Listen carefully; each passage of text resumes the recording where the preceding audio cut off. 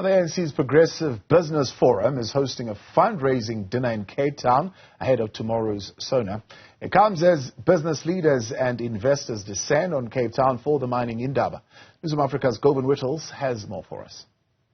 The President is due to deliver the State of the Nation address in Cape Town on Thursday, the 9th of February. And ahead of this, the ANC's Progressive Business Forum is holding a fundraising dinner to raise funds, but also gauge the view of some of its donors ahead of a much anticipated speech. The speech takes place as different sectors of society ply on the pressure for the President and the Cabinet to respond effectively to load shedding, unemployment, crime, and a myriad of other problems. Joining us to discuss some of the expectations from the fundraising dinner and expectations of the ANC is its new spokesperson, Mahlengi Bengu Mutsiri. Thank you so much for your time, Mahlengi. Let's begin with this fundraising dinner. The ANC is holding it on the eve of the State of the Nation address. Why are you doing it? What do you hope to achieve here? The fundraising dinner is and part of our ongoing activities, Govan, seeking to build a stronger social compact with society, including the private sector, of course.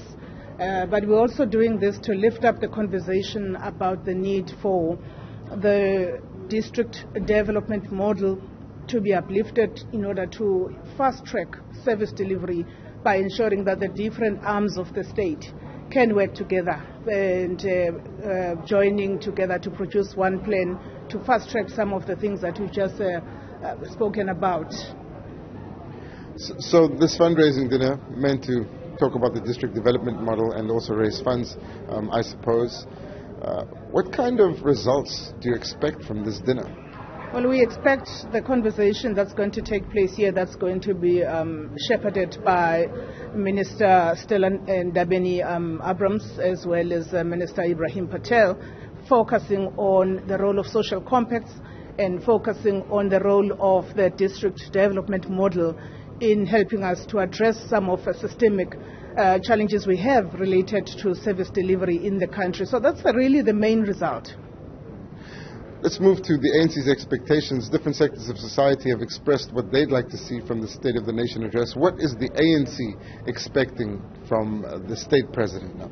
Well, our expectation is that as the governing party that enjoys the electoral mandate through our manifesto that was endorsed by South Africans, hence they are, voted the ANC into government, that key decisions of our 55th National Conference would be taken into account in order to immediately move with speed to fix some of the challenges that we face related to service delivery, as well as with a particular focus on addressing the energy crisis, with a particular focus to addressing some of challenges with municipal performance.